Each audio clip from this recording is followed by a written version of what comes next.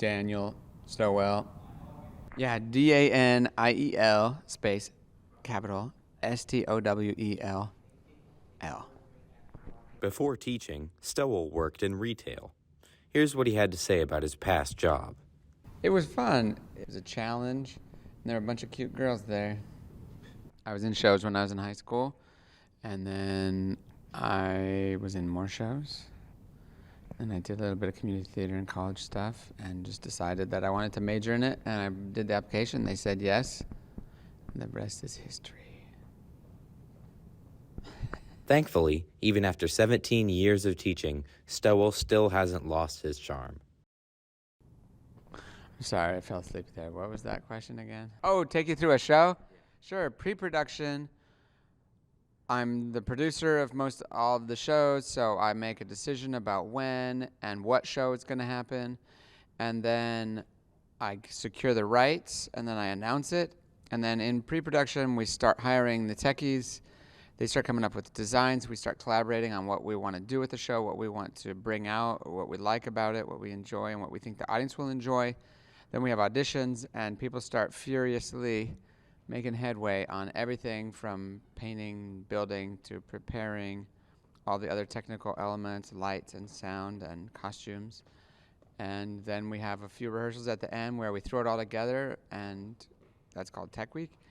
And then we have Show Week, and we actually present for an audience and open up the house and let people in and have fun with them. Stowell also went into some of the more dangerous aspects of theater.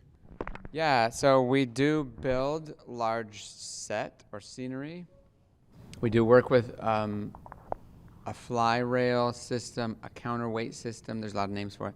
But basically, we lift big, heavy stuff up in the air. So we've had a few accidents with that. It's pretty dangerous. There are a few tons of material hanging up in the air above the stage every day, all day. We work with saws and drills, and we build big, huge platforms for people to stand on. So there's some inherent danger. Also, people are dancing and running around in the dark sometimes, and you run into things, or you fall off of stuff, or you sprain your ankle, or whatever.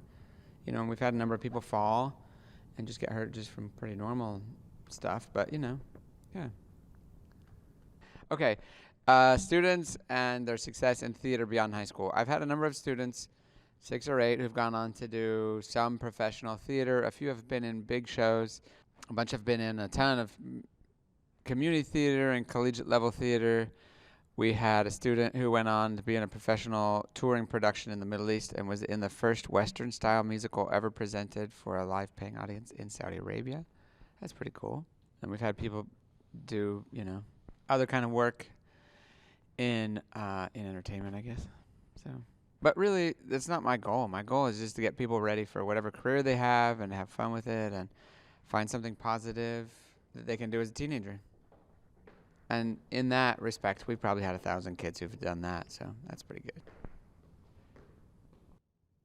A quote I heard many years ago was, if you can do anything else, do it. If you can't see yourself doing anything else, work your tail off. Because there's going to be a lot of people in that line trying to get any job that you want to get that is going to pay enough for you to make a living at doing that. More actors than not have acting as a side gig. Even the professionals. More often than not, they work another job. Honestly, it's the biggest cliche maybe in theater. They wait tables, they work at a bar, or they do comedy, or they model, or they, you know, there's 100 other things that you can do on the side. But definitely, I would plan on doing that.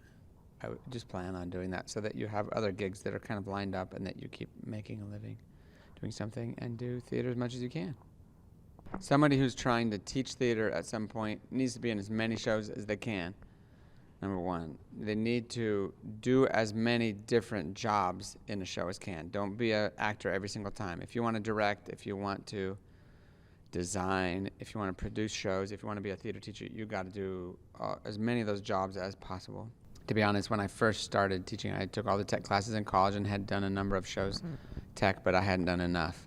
It took me a lot of years to continue learning about everything. So I would say do a lot of that. Do as many shows as you can. And then go to college. You know, the like shoot for the stars should probably be more like for your elementary teacher's wall. Not as realistic advice for people graduating high school, because you need something a little more concrete. Reach for the stars, but on the way you should probably stop at the moon and enjoy flying around in space, and get rid of Darth Vader. Do some other things on the way. You get the analogy? Yeah. Bam. Truth. True dat. True dat.